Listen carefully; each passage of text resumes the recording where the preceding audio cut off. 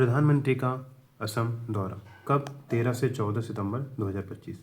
गुवाहाटी, असम में प्रधानमंत्री भारत रत्न डॉक्टर भूपेन हजारिया को 100वीं जन्म जयंती के समारोह में 13 सितंबर को भाग लिए।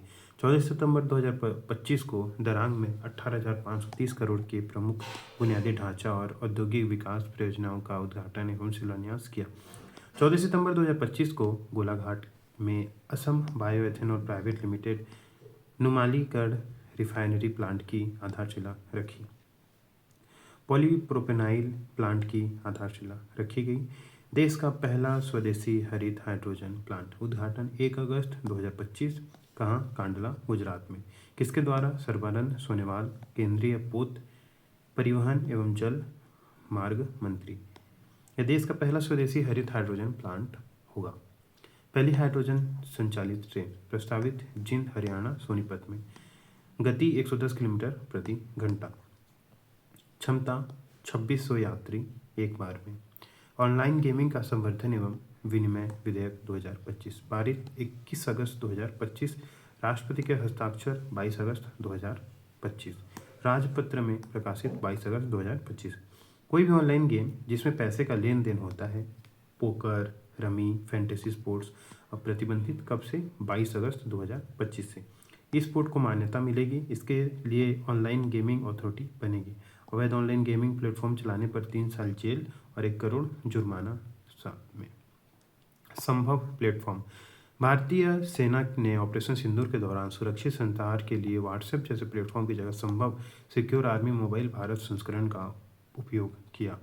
संभव एक 5G आधारित स्वदेशी रूप से विकसित संचार प्लेटफॉर्म है। 130वें संविधान संशोधन बिल 2025 प्रावधान। यदि प्रधानमंत्री, मुख्यमंत्री या मंत्री लगातार 30 दिनों तक जेल में रहते हैं तो उन पर 5 साल या उससे अधिक की सजा वाले अपराध का आरोप है तो उनका पद स्वतः समाप्त हो जाएगा। अनुच्छेद 75, 164 और 239 AA में बदलाव का प्रस्ताव। 20 अगस्त 2025 को गृह मंत्री अमित शाह ने लोकसभा में 130वां संविधान संशोधन बिल पेश किया। आदिवाणी। भारत सरकार की जनजातीय कार्य मंत्रालय जनजातीय भाषाओं के लिए भारत का पहला AI संचालित अनुवादक आदिवाणी का बीटा संस्करण लॉन्च किया है। आदिवाणी एक कृत्रिम बुद्धि AI आधारित अनुवाद उपकरण है जो आदिवासी भाषाओं को समर्पित भविष्य में एक बड़े भाषा मॉडल की नींव रखता है। यह परियोजना भारत भर में आदिवासियों, भाषाओं और संस्कृति के संरक्षण, संवर्धन और पुनरुद्धार के लिए उन्नत कृत्रिम बुद्धि AI तकनीकों को समुदाय संचालित दृष्टिकोणों के साथ जोड़ती है। ज्ञान भारतम मिशन क्या है? केंद्र क्षेत्र योजना, सेंट्रल सेक्टर स्कीम। उद्देश्य शैक्षणिक संस्थानों, संग्रहालयों, पुस्तकालयों और निजी संग्रहकर्ताओं के पास मौजूद भारत की पांडुलिपि विरासत का सर्वेक्षण, दस्तावेजीकरण और संरक्षण करना है। इसके तहत 1 करोड़ से ज़्यादा पांडुलिपियों को कवर किया जाएगा। ज्ञान भारतम मिशन, इसके तहत 1 करोड़ से ज़्यादा पांडुलिपियों को कवर किया जाएगा। बजट आवंटन 60 करोड़ रुपये। मिशन को राष्ट्रीय पांडुलिपि मिशन NMM के साथ समायोजित किया जाएगा। महत्व। मिशन के तहत भारतीय ज्ञान प्रणालियों IKS की एक राष्ट्रीय डिजिटल भंडार की स्थापना की जाएगी। यह पहल भारत की विशाल बौद्धिक विरासत को सुरक्षित करके प्राचीन भारतीय ज्ञान को आधुनिक शिक्षा के प्रौद्योगिकी के साथ एकीकृत करने के दृष्टिकोण के अनुरूप है। अब है राष्ट्रीय कृषि खेती, राष्ट्रीय प्राकृतिक खेती मिशन 2025। कब लॉन्च? 23 अगस्त 2025। कहाँ? पूसा स्थित भारतीय कृषि अनुसंधान परिषद, नई दिल्ली। किसके द्वारा? प्रधानमंत्री श्री नरेंद्र मोदी के द्वारा। राष्ट्रीय भूतापीय ऊर्जा नीति 2025 अधिसूचना सितंबर 2025। मंत्रालय नवीन एवं नवीकरणीय ऊर्जा मंत्रालय, भारत सरकार। उद्देश्य देश के भूतापीय ऊर्जा उपयोग को बढ़ावा देना तथा 2070 तक शून्य ऊर्जा के लक्ष्य को प्राप्त करना है। राष्ट्रीय सहकारिता नीति 2025 सहकारिता से समृद्धि की नई उड़ान। अगले 10 वर्षों में 50 करोड़ नागरिकों को सहकारी ढांचे से जोड़ने का संकल्प। हर जिले में बहुउद्देशीय PACS आधारित मॉडल को ऑपरेटिव गांव का निर्माण। 10 वर्षों के भीतर 6 मिलन पिलर, 16 ठोस लक्ष्य और 82 रणनीतिक कदम उठाकर लक्ष्य किया जाएगा हासिल। 6 रणनीतिक मिशन स्तंभ: नींव का सशक्तिकरण, जीवितता को प्रोत्साहित करना, सहकारी समितियों को भविष्य के लिए तैयार करना, समावेशिता को बढ़ावा देना और पहुंच का विस्तार करना, नए और उभरते क्षेत्रों का विस्तार, सहकारी विकास के लिए युवा पीढ़ी को तैयार करना। राष्ट्रीय खेल नीति 2025। केंद्रीय मंत्रिमंडल ने 1 जुलाई 2025 को मंजूरी प्रदान की। यह नीति निम्नलिखित प्रमुख स्तंभों पर आधारित है: वैश्विक मंच पर उत्कृष्टता, आर्थिक विकास हेतु खेल, सामाजिक विकास हेतु खेल, जन आंदोलन के रूप में खेल, शिक्षा। नई नीति 2020 के साथ एकीकरण पाठ्यक्रम में शामिल होंगे, खेल सभी छात्र जुड़ेंगे। भारत की पहली योग नीति। प्रारंभ उत्तराखंड के मुख्यमंत्री पुष्कर सिंह धामी द्वारा शुरू किया गया। उद्देश्य राज्य को वैश्विक स्वास्थ्य गंतव्य बनाना। देश की सबसे लंबी स्लरी पाइपलाइन। स्थापना NMDC द्वारा 2200 करोड़ रुपए में किरंदुल से विशाखापट्टनम तक 450 किलोमीटर तक पाइपलाइन। स्लरी पाइपलाइन सबसे बड़ा 450 किलोमीटर। 2200 करोड़ रुपए किरंदुल से विशाखापट्टनम तक। योजना लौह अयस्क को पाइपलाइन के अंदर पानी के प्रेशर से किरंदुल बचेली से विशाखापट्टनम भेजने की योजना। आउटसोर्स्ड सेमीकंडक्टर असेंबली और परीक्षण OSAT पायलट लाइन सुविधा का उद्घाटन। कहाँ? सानंद, गुजरात में। कब? अगस्त 2025। CG सेमी द्वारा विकसित यह सुविधा भारत के सेमीकंडक्टर रोडमैप में एक बड़ी छलांग है और आत्मनिर्भर भारत और तकनीकी संप्रभुता के व्यापक दृष्टिकोण के अनुरूप है।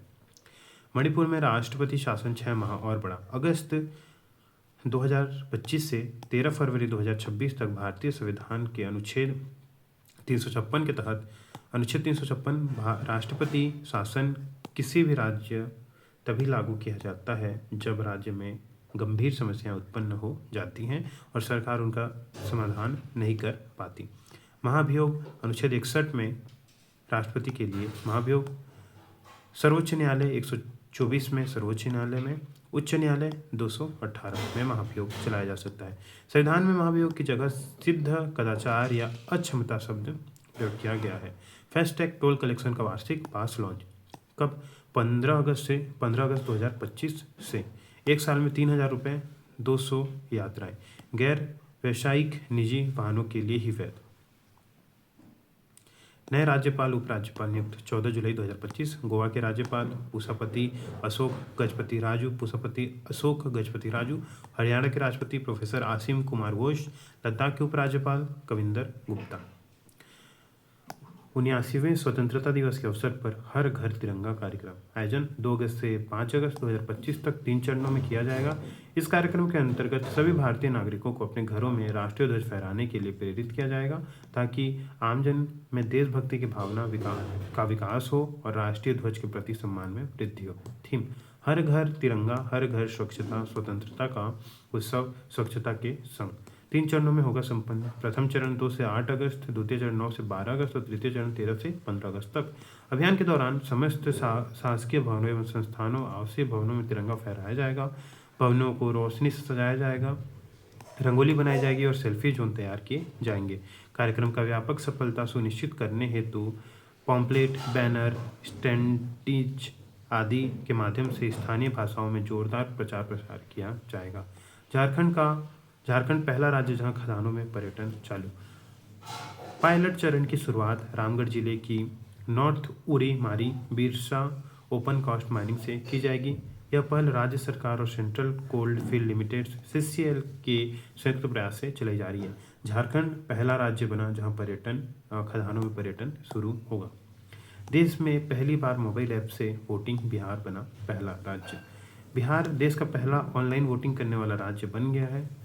राज्य के 26 जिलों की 42 नगर पालिकाओं के लिए 28 जून 2025 को हुए मतदान में हजारों मतदाताओं ने ई-वोटिंग की। ऑनलाइन वोटिंग की सुविधा बूथ जाने में असमर्थ लोगों को दी गई। इनमें वरिष्ठ नागरिक, दिव्यांग, गंभीर बीमार, गर्भवती महिलाएं शामिल थे। राज्य के बाहर रहने वाले प्रवासियों को भी सुविधा दी गई। ई-वोटिंग 25 जून को सुबह 7 बजे से दोपहर 1 बजे तक दी गई। मोतिहारी की विभा कुमारी नगर पंचायत चुनाव में ई वोटिंग से वोट डालने वाली पहली मतदाता है बनी। मोतिहारी की विभा कुमारी। प्रधानमंत्री श्री नरेंद्र मोदी भारत के दूसरे सबसे लंबे लगातार कार्यकाल वाले प्रधानमंत्री बने। प्रधानमंत्री मोदी 25 जुलाई 2025 को प्रधानमंत्री पद पर लगातार 4078 दिन पद पर बने रहे। लगातार सबसे लंबे कार्यकाल पंडित जवाहरलाल नेहरू 15 अगस्त 1947 से 27 मई 1964 तक लगातार 6130 दिन।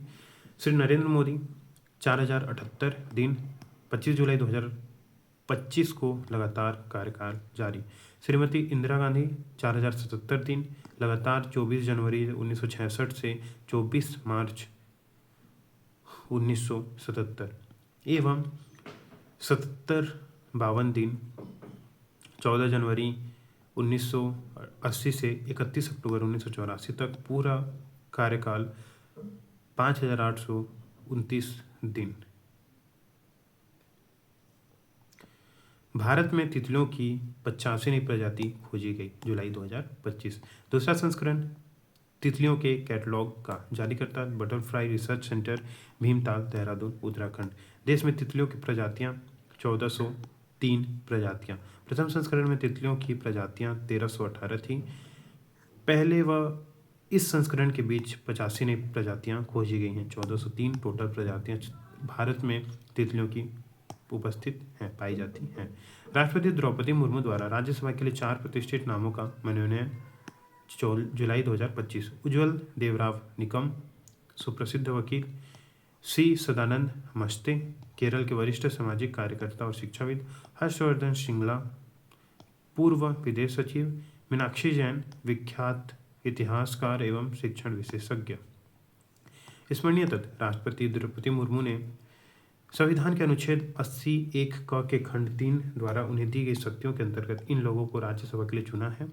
भारत के राष्ट्रपति राज्यसभा के लिए 12 व्यक्तियों को मनोनीत कर सकते हैं। ये लोग कला, साहित्य, लोक सेवा के क्षेत्र में अपनी प्रतिष्ठा के लिए जाने जाते हैं। देश के पहले सहकारी विश्वविद्यालय की स्थापना।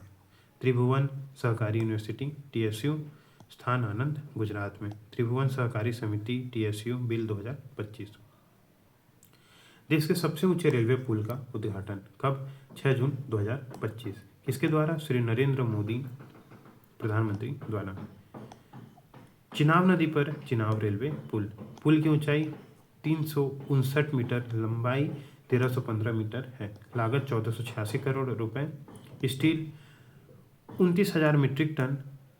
रफील एफिल टावर से 3 गुना ज़्यादा। Concrete 46,000 cubic metre. लाइफ 120 साल। यह दुनिया का सबसे ऊंचा रेल ब्रिज है। सबसे ऊंचा रेल ब्रिज कहाँ पे? चिनाब नदी पर चिनाब रेलवे पुल। 1315 मीटर।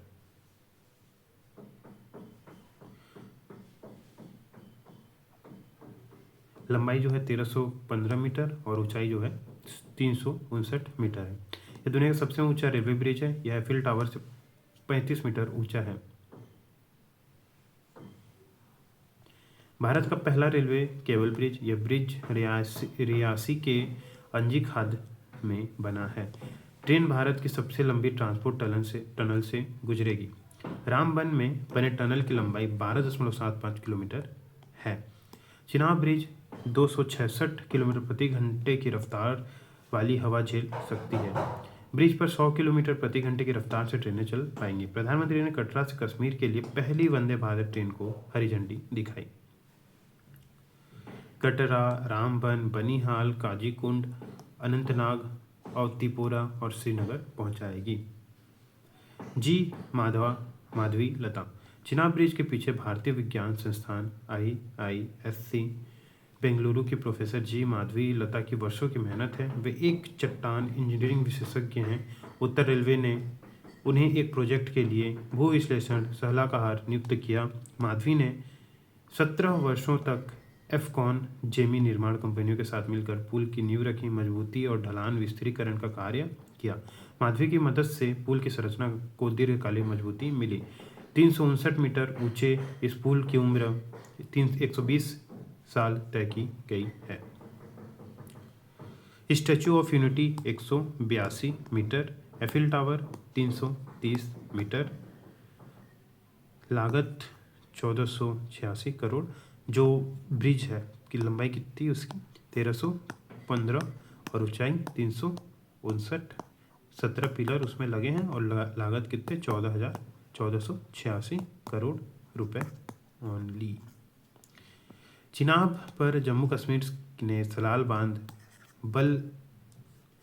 बगलिहार बांध और दुलहस्ती बांध बनाए हैं। चिनाब पर जम्मू कश्मीर में सलाल बांध, बललिहार बांध और दुलहस्ती बांध बने हैं। प्रधानमंत्री ने पंबन पुल का उद्घाटन किया। 6 अप्रैल 2025 रामनवमी को पंबन पुल का उद्घाटन किया। रामेश्वरम, तमिलनाडु। पुल की लंबाई 2.10 किलोमीटर। यह पुल समुद्र में जहाज़ों से गुजरने के दौरान 72.5 मीटर हिस्से को ऊपर उठाने में सक्षम होगा। पंबन ब्रिज रामेश्वरम द्वीप को भारत की मुख्य भूमि से जोड़ता है। यह देश का पहला वर्टिकल लिफ्ट ब्रिज है। निर्माण लागत 335 करोड़ रुपए लगभग। यह रामेश्वर को धनुषकोडी से जोड़ेगा। इसका निर्माण कार्य 2019 में शुरू हुआ था। इससे पूर्ण होने में लगभग 6 वर्ष लगे। इस ब्रिज को इलेक्ट्रोमैकेनिकल सिस्टम से चलाया जाएगा। जब कोई जहाज आने वाला होगा तो पुल ऊपर उठा दिया जाएगा, जिससे पानी जहाज आसानी से गुजर सकेंगे। Shinkansen train Saint 2025। जापान ने वर्ष 2026 तक भारत के लिए 2 निःशुल्क शिंकानसेन ट्रेन सेट E5 और E3 श्रृंखला की पेशकश की है। भारत में बुलेट ट्रेन प्रोजेक्ट के तहत अहमदाबाद में मुंबई के मध्य चलेगी। इन ट्रेनों का उपयोग किया जाएगा।